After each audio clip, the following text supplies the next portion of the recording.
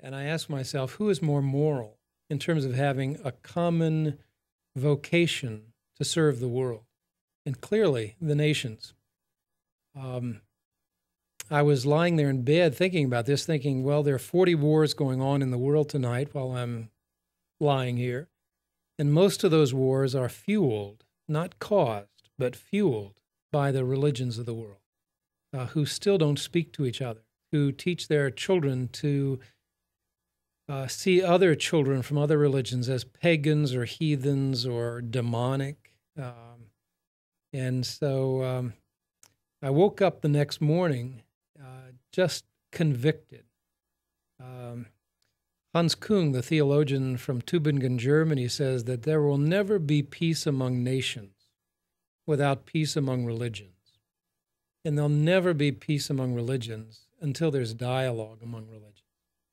So I woke up the next morning and committed the rest of my life to being a catalyst for the creation of something like a United Nations of religions. I had no idea what the organizational design would look like or what it should be named. I didn't know anything about the other religions, really. I had no money. I had no help.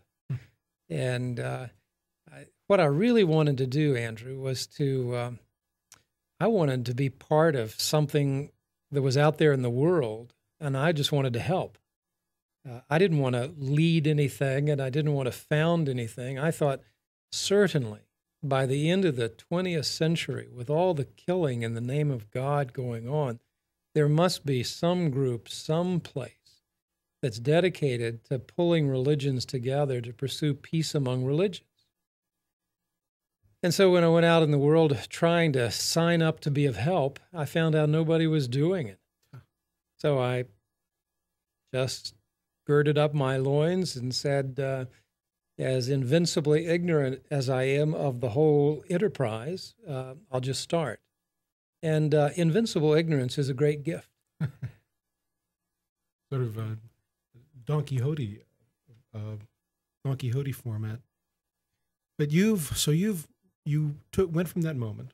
I mean, basically, your background, of course, is Episcopal theology. Right. And you decided that it was time to try to figure out how to get people to get along. Now, from your own perspective, I mean, Christianity seems inherently dedicated to proselytizing.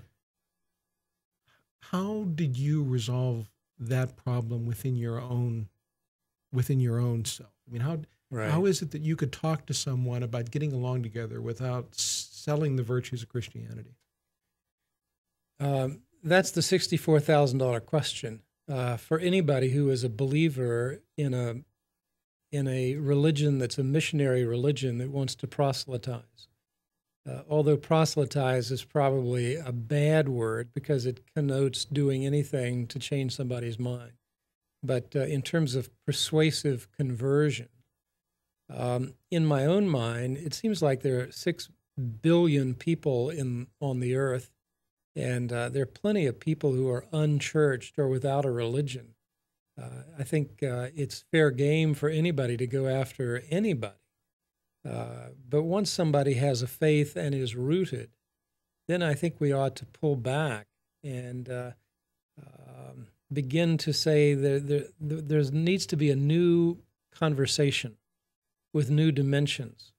One has to do with appreciating where the people from other religions have come from, what grasp of truth they have, what are they doing with their life or their lives, and see, when you come to the fork of the road, one bit of energy says, I need to convert these people, and the other bit of energy says, we just need to learn to live together, and which is the higher good for that particular moment. What I think in this world, we are so far off base in terms of demonizing the people of other religions that we have a fundamental responsibility to take the fork in the road that says we need to learn how to live together. I still carry on worship services. I still am a bishop who confirms and baptizes people who join the church. And that's all wonderful and very close to the core of who I am. But there's something terrible going on in the world, and we have to. This conversation and this question takes me in the same direction that almost everything does, and that is, you have to hold two thoughts at the same time. If you can't hold two thoughts at the same time, you can't do interfaith work. It seems that that paradox is, as I read the mystics and the philosophers and the teachers, it seems that God only seems to come to people through that sort of a paradox. I've read this opening section from Moses, from Deuteronomy, not to give you a hard time, but because I excerpted from your book. I mean, I have to give you credit. You went right to the heart of things, and this is certainly the heart of the argument, isn't it? Right. I mean, in Deuteronomy, Moses is saying, don't even listen. Don't even talk. Even if you're married to them, even if they're your brother, kill them. Not just turn away, not just tell them they're wrong, but kill them. There's many, many people, of course, who accept, the absolute, the Bible. But the Bible seems to be full of paradoxes, isn't it? Right, exactly. The first thing I'd like to say in response to that is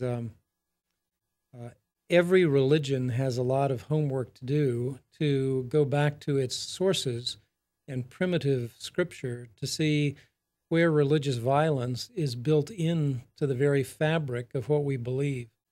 An awful lot of us over thousands of years have learned about God because we won a battle and we slaughtered the people of other gods.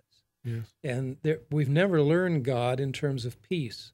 We've learned God in terms of slaughter of other gods.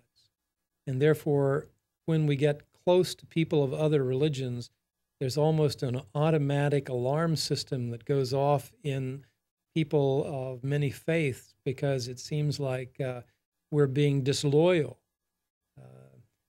People would shy away from saying, well, we don't want to kill people of other religions, but they wouldn't mind annihilating the other religion. And if it took some people along with them, so be it. But there's an awful lot of violence that's built in. When we finally, after 3 years of hard work, came to a purpose statement for the United Religions, the first purpose is to promote daily, enduring interfaith cooperation, and the second part of the purpose was to end religiously motivated violence. So we're taking that on right at the core. And I can't tell you how much I agree with what it is that you're saying. We're going to have to take a break. We're at the end of our first segment. Don't go anyplace. This is just getting good.